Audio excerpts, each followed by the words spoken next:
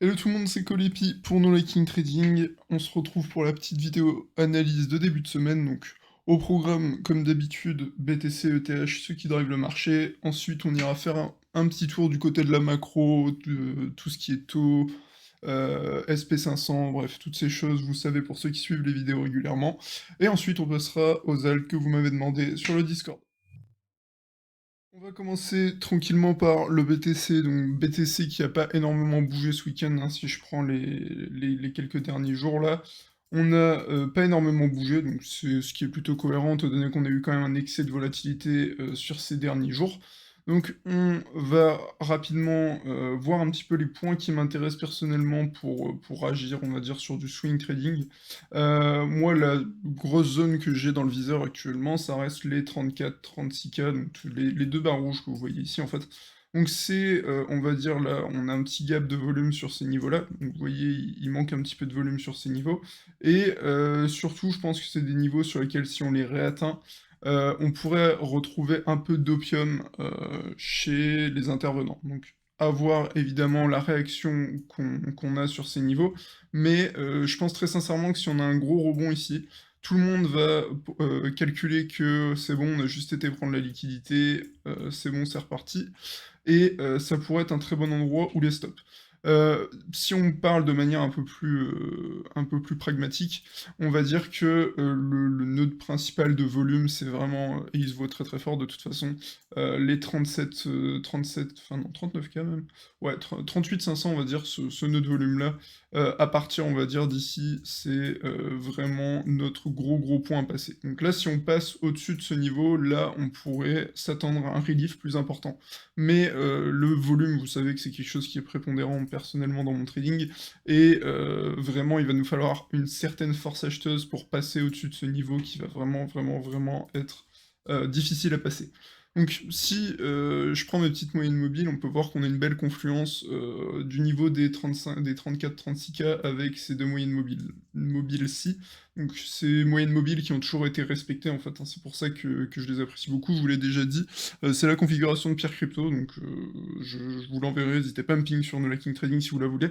Mais on peut voir que ici, il y a eu cette bougie à fort momentum qui a fait céder ces quelques moyennes mobiles-là, et depuis, elles ont toujours été respectées. Donc ici, on a eu un contact, ici contact, et à chaque fois, ça a été respecté jusqu'à ce gros drawdown.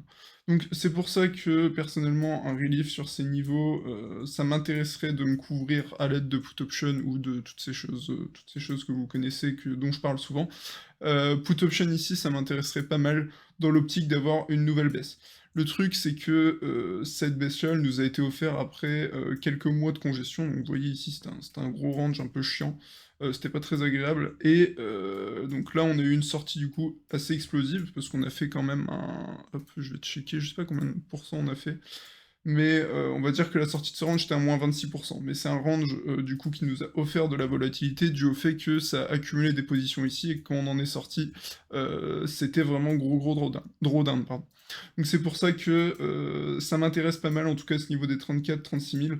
Le niveau à la baisse qui m'intéresse actuellement, ça va être les 24-22 000, donc qui est un petit nœud de volume, hein. Il va pas se voir ici parce que j'ai pas bien mis. Hop, mais hop. Ah oui, hop, j'ai mis ce clic. Donc si on se met ici, normalement, ouais, vous voyez qu'il y a un petit spike de volume ici. Et c'est pour ça que c'est, on va dire, le prochain niveau que je vais surveiller si on vient à aller plus bas. En tout cas, 34-36K pour le moment dans le viseur, on avisera après sur ces niveaux. Donc quand on prend, faut que je retrouve la charte du volume profile. Ouais, donc là c'est le weekly volume profile, vous voyez, donc les 34-36K ils sont là.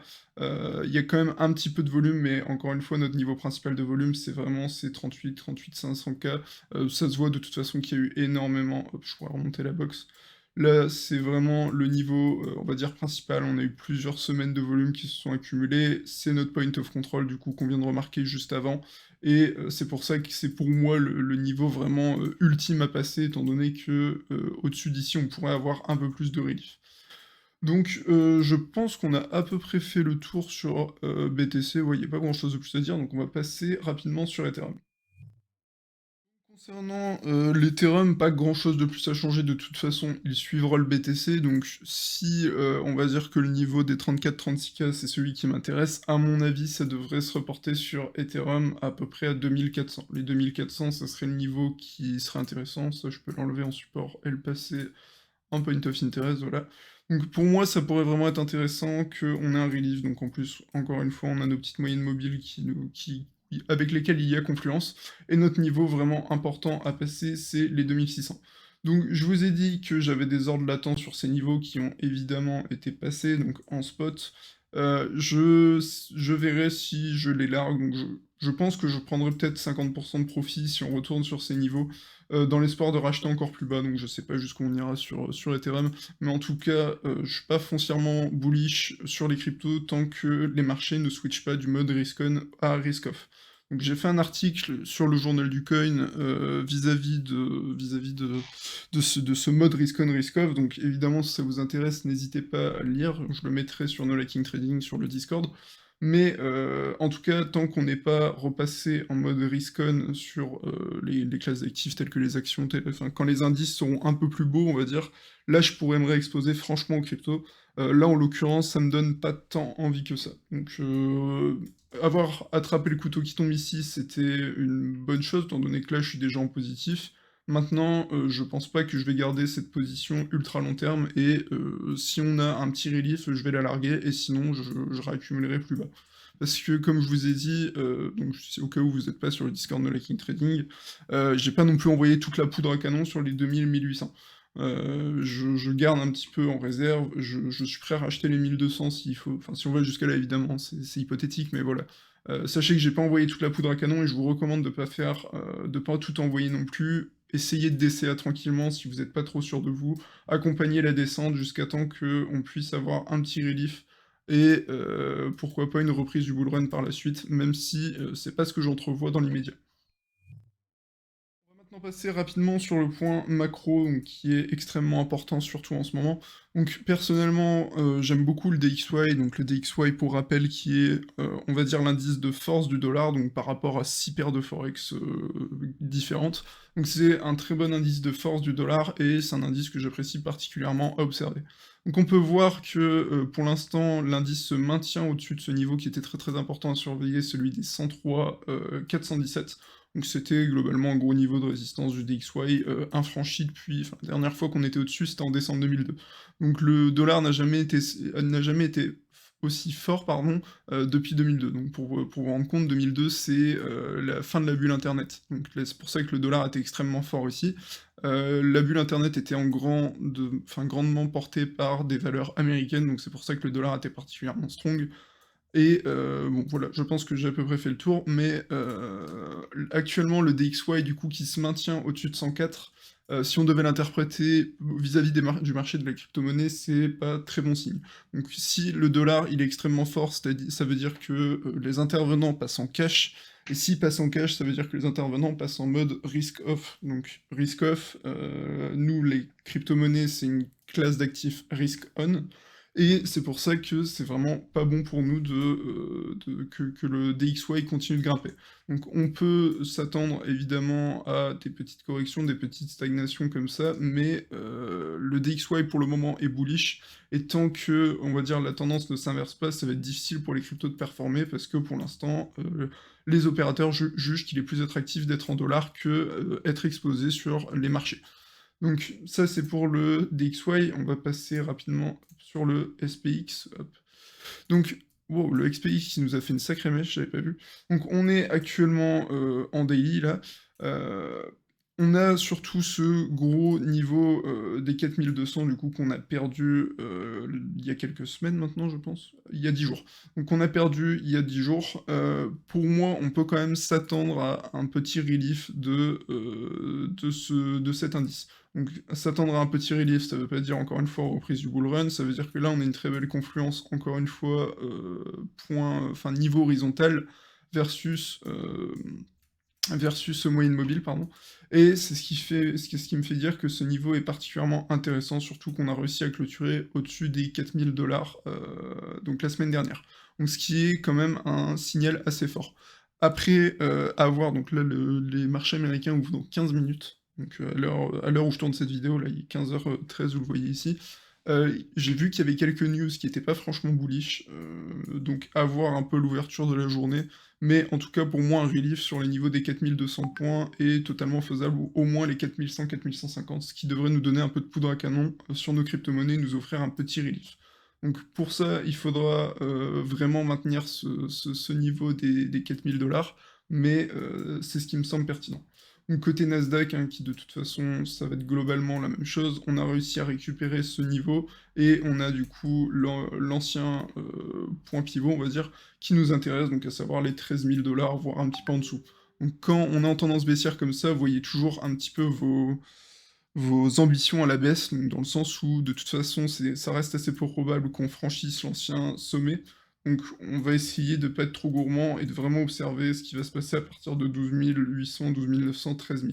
Ça va vraiment être tout ce niveau-là qui va être intéressant à surveiller et après on peut évidemment s'attendre à une nouvelle jambe baissière. Désolé, j'ai oublié, pour mon point macro de parler des taux, donc pas grand-chose de plus à dire que ce qu'il y avait la semaine dernière, mais ça reste un élément que je vous invite fortement à surveiller. Donc là, je viens de voir tout juste que, le problème de la Fed était encore l'inflation et que, globalement, ils étaient pas contents qu'elle continue et qu'elle soit aussi haute. Personnellement, je me dis qu'on aura sûrement, peut-être quelques jours de congestion, mais je pense qu'on finira par passer au-dessus des 3,25 donc qui sont, le gros niveau, puisqu'on n'avait pas vu des taux pareils depuis 2018. Donc au-dessus des 3,25, l'environnement passera de plus en plus en mode, risk off et par extension, ça sera pas bon pour nos crypto-monnaies. Donc je vous invite vraiment à surveiller, en tout cas à noter les mêmes quelques petits points que sur mon graphe, donc à savoir 2,75, 3,25, ça va vraiment être nos deux niveaux. Si on passe en dessous, on risque de repasser en mode un peu plus risk-on, donc je dis pas qu'on va non plus être full moon, mais en tout cas ça se calmera un peu.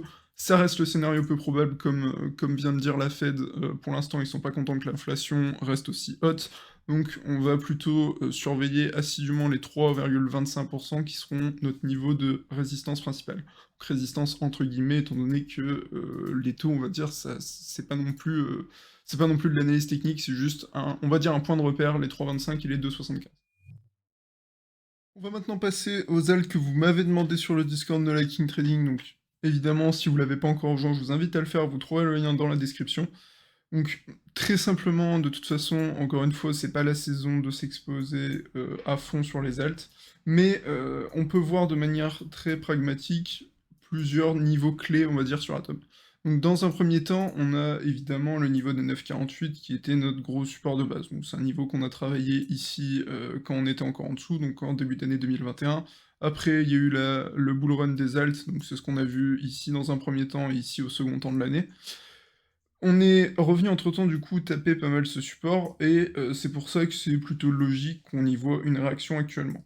On a pour moi ce gros point pivot qui serait, un très bon spot pour prendre ses profits dans le cas où Bitcoin nous offre un petit peu de relief et Atom suit et du coup les 16 seraient un très bon point pour sortir un peu de sa position sur Atom ou vendre si vous en avez acheté sur le bottom ou toutes ces choses-là.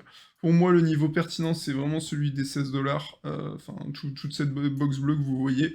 Et ensuite, enfin, le reste, déjà, ça, c'est un niveau qui était plutôt cohérent, parce qu'il me semble que c'était en weekly, il y avait quelque chose, on avait travaillé pas mal ce niveau. Bref, le niveau vraiment intéressant pour moi actuellement, c'est les 16 $. Si on a un relief jusqu'ici, ça pourrait être intéressant soit de sortir, soit essayer de le short sur ces niveaux si vous êtes habitué avec ça, mais en tout cas c'est vraiment le niveau qui importe beaucoup pour moi en ce moment. Donc encore une fois actuellement on a la confiance de moyenne mobile sur ces niveaux qui vient renforcer la confiance que j'ai sur les 16 $. Donc on va checker vite fait hop, le ratio compte BTC, hop, je vais enlever mes petites moyennes mobiles, je vais mettre en 3D, ça sera mieux. Donc, c'est à peu près la même chose à mon avis, dans le sens où Atom devrait superformer, hop, je vais le mettre en point, hop, point of interest, mais Atom devrait sous-performer le BTC sur les prochaines semaines. Donc, enfin, comme la majorité des alts, hein, on a du coup dans un premier temps les 4 500 qui me semblent être un point plutôt cohérent, et au-dessus, ça sera les 6 252 contre le BTC, donc là c'est un point pivot, hein, c'est très très clair, on avait rejeté ici, on avait longuement travaillé comme support, et une fois qu'on a dévissé, on a accéléré le mouvement. Donc le niveau principal, c'est vraiment les 6 300. Encore une fois, je vous déconseille fortement de vous exposer aux alts en ce moment. On est dans une logique où les investisseurs veulent se mettre en mode risk off, et par extension, les alts ont relativement peu de chances de surperformer ces prochaines semaines, on va dire. Prochaines semaines, voire prochains mois. Tant qu'on est en mode risk off, en tout cas, tant qu'on avance vers le mode risk off, très très peu de chances de voir les alts repartir en boule. Maintenant passer au secret que vous m'avez également pas mal demandé, donc comme une majorité des alts, je suis pas foncièrement bullish dessus, donc j'ai pas encore regardé le ratio contre BTC, on va le regarder ensemble juste après, mais en tout cas pour le moment ça a dévissé salement, et c'est plutôt logique, étant donné que c'est relativement une faible capitalisation, le secret. Donc évidemment, les faibles capitalisations, quand on passe en mode risk-off, c'est les premières qui se font dégommer, elles se font généralement dégommer plutôt salement. Ceci étant dit, on a pour moi 2 gros niveaux, sur Secret. Donc le niveau intéressant à short dans un premier temps, ce serait les 2,50, les 2,37. C'est notre premier point pivot, et si on voit, une absorption ou un rejet, sur ce point précis, ça pourrait être particulièrement pertinent. Donc à savoir qu'ici on l'a travaillé 3 fois, et ici on l'a travaillé maintes fois avant de l'exploser. Donc c'est pour ça que ce niveau m'intéresse particulièrement, dans l'optique de profiter d'une nouvelle baisse. Ensuite, on aura le niveau des 3,78, mais là, ce serait déjà dans un cas où Secret surperforme très, très largement. Donc on va regarder vite fait contre le BTC ce que ça nous donne. On est passé en dessous de ce point pivot, et pour moi, le point qui intéresse en fait, c'est tout ça, quoi. Les 7000, 7500, ça serait vraiment le point intéressant pour rééchanger si vous avez du Secret contre du BTC dans l'attente qui sous-performe, enfin, ouais, qui sous-performe le BTC, et pouvoir racheter sur ces niveaux qui me paraîtraient beaucoup plus pertinents pour s'exposer à une alt.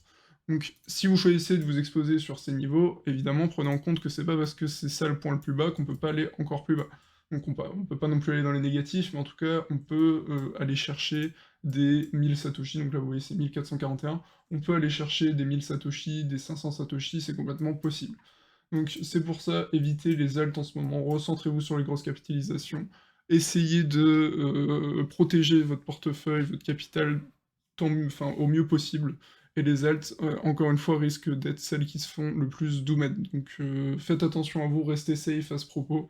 Je le dis de plus en plus et je le dis depuis un moment, mais les alts en période de risk-off, ça sera les premières à se faire atomiser avec les NFT.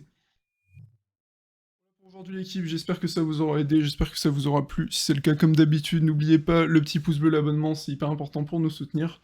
Je vous invite également à rejoindre le Discord No Liking Trading, dont vous trouverez le lien dans la description. Et pour terminer, notre partenaire officiel pour trader les crypto-monnaies, c'est Bybit, et vous trouverez un lien de parrainage dans la description. Sur ce, je vous souhaite à tous une très bonne semaine, et surtout un bon trading. Salut!